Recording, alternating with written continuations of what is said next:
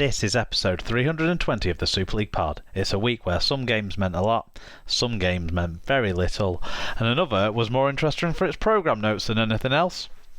We cover some player movement, retention and retirements in the news, as well as the latest Rugby League rebrand, plus a ref showing their human side with some Hollywood Ben banter. So strap in, it's SLP time.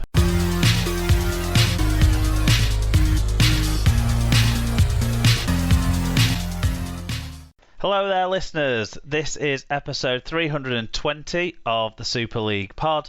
This week, the Wigan Saints rivalry is renewed somewhat, as it's myself, Mark, and I'm joined by David. Welcome back, David.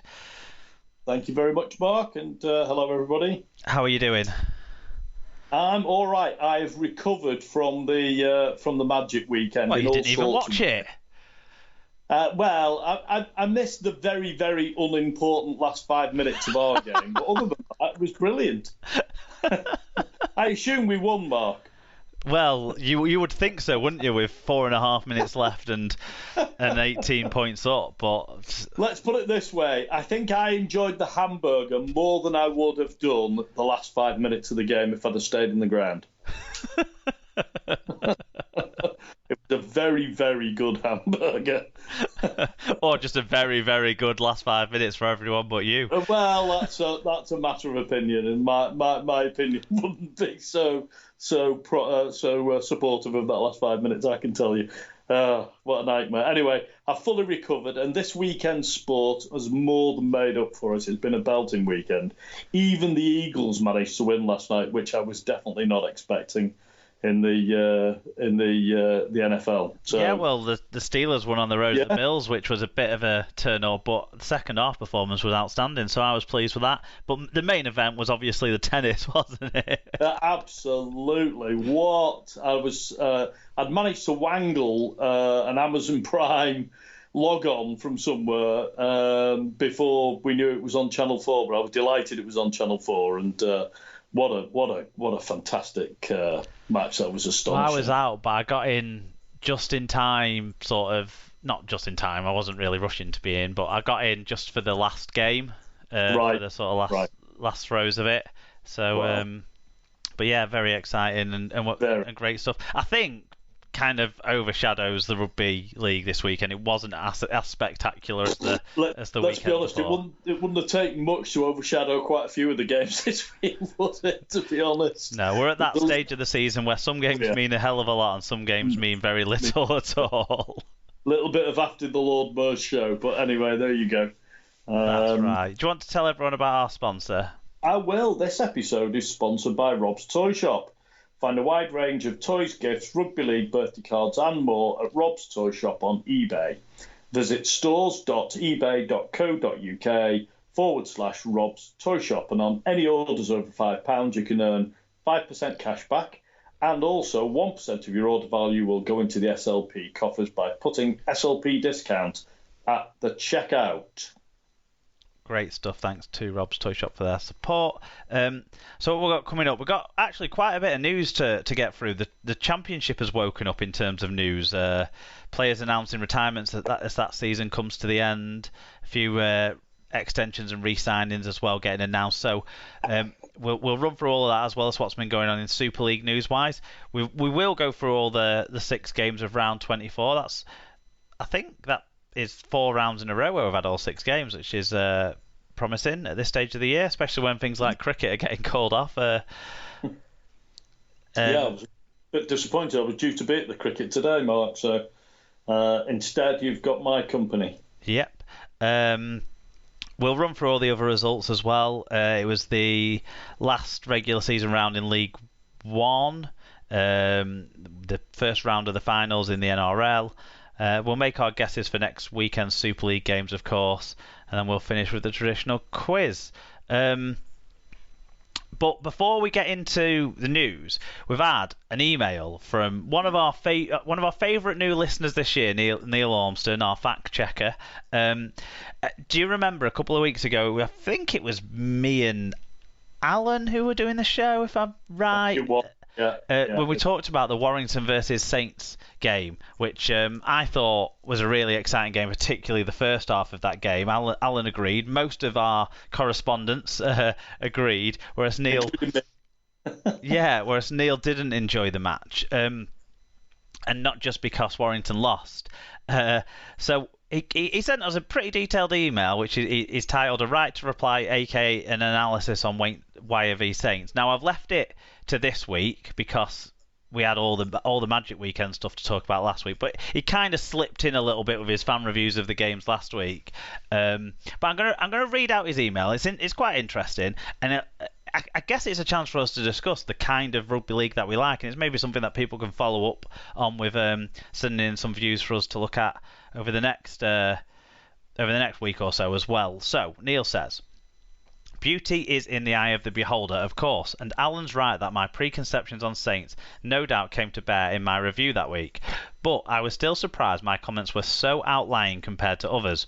Keen to get a deeper insight into the game, and seeing an opportunity to create a spreadsheet that I would never pass up, I decided to do something I would never normally do and rewatch a match Wire lost.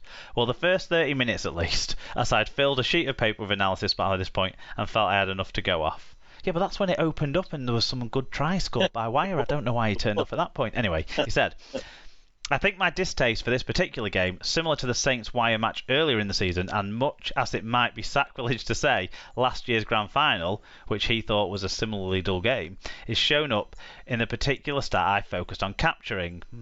Bias there with your stats, you see, Neil. He said, "Wire had 16 sets to Saints 14 and 71 plays compared to 73. For Wire, 71% of these plays they made 0 or 1 passes. Despite a significant territorial advantage, Saints were even less expansive, passing no more than once 76% of the time. 3/4 of the game was made up of one-man charges. Both teams only managed a single play in each half an hour of rugby. In half an hour of rugby, where they put 4 passes together. The root cause of this for me was the ruck speed. With 3 men regularly in the tackle and an incredibly slow peel, all the offences seemed willing or able to do was have a player charge onto a dummy half pass, doing so at full tilt, with a rapidly advancing defensive line, which had time to be well set, is presumably what led to the perception of this being an intense game. The word was used about 10 times in various reviews and your analysis that week. But for me, this is not why I fell in love with rugby league. These types of one-out charges are not what makes the game exciting to watch, in my humble opinion. Matches like this might be full of fast-running players charging into each other, intense if you like, and close on the scoreboard, but I can't see that this is likely to attract new or casual spectators to the game or even retain the ones we have. Maybe it's just me and I'm getting old and pining for some never-existing good old days when expansive rugby was all the rage, but I'd like to think the sport can be better than this. We don't need to bring back the biff, but we should try to promote the panache." Which is a line he slipped in last week as well, I think, in one of his fan reviews. So that makes sense now. What do you make of that analysis? I'm not sure, to be honest, Mark. I mean, I think there's no doubt that the game is going through, and I'd say this is as much the case in Australia as it is here. I think the game's going through a period where defence is generally on top, and the speed, the general fitness levels of players has gone up and up and up and up and up over the last decade. I think some of the changes that have been introduced recently, including things like 6 again and so on, have made the general game much faster, and in our game as well, with no scrums, the game has got much generally quicker. I think therefore, some of what we're seeing now with triple, 3, 4 players in the ruck is essentially trying to control some of that speed and allow players to catch their breath so that they can actually continue to play the game. I've got some sympathy with the idea that we're seeing a lot more one out, taking the ball down the middle. I think part of that again is just to do with general fitness levels. It's always been the case. I've been watching the game for 50 years. It's always been the case that forwards needed to wear each other out in order to be able to get more room for the backs to play. I think the general fitness levels now mean it's hard to wear the forwards out. It's hard to get enough room to play in. And so what you do get is in like in this game, it takes a lot of the first half and a lot of following the process of just grinding it out, playing for position, staying calm, staying staying inside the process, as no doubt the coaches would say, in order to wear teams down enough that you can actually then start to, loosen things up and get some more room to play and earn the right for the backs to start playing the game. And then with tries like the George Williams one in that game. Yeah. Which was a terrific try. So I'm not sure what you do. I've got some sympathy, with what Neil's saying, but I'm not sure without changing the rules further how easy it is to get more attacking play into the game. I mean, it might be something that we see over a period of time, but you can never really predict how teams are going to respond to changes in rules, and sometimes you don't get what you think you're going to get. I see. The one thing I'd sort of say from this game is it didn't feel like it was slow rucks for me in the first half. It didn't.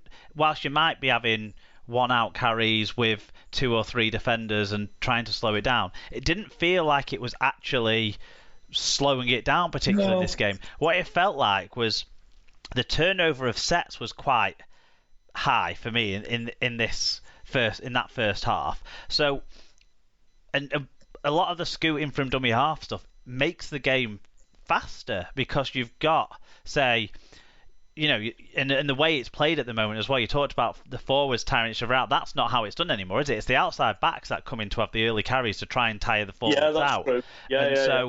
That generally leads to faster play of the balls, or more penalties or what have you. How many times over the years have you seen Jermaine McGilvery get an incredibly quick run that's led to a penalty? You see similar for people like Josh Charnley or Liam Marshall or Tommy Makinson or what have you. So you've seen that quite a lot, but without penalties now, with the 6 agains and stuff, it works slightly differently, doesn't it? That phase of the game, and I think it was fast. It felt fast anyway, and it didn't.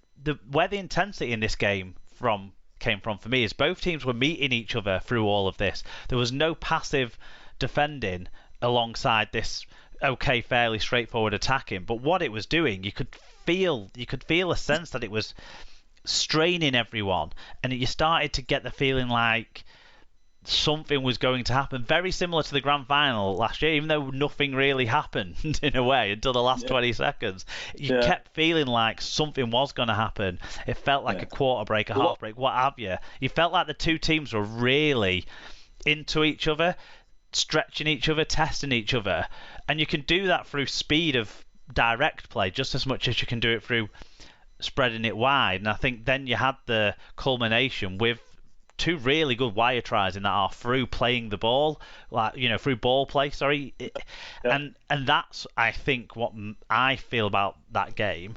Where conversely, say the Wigan Warrington game at Magic Weekend, I didn't feel like either attacks were testing each other.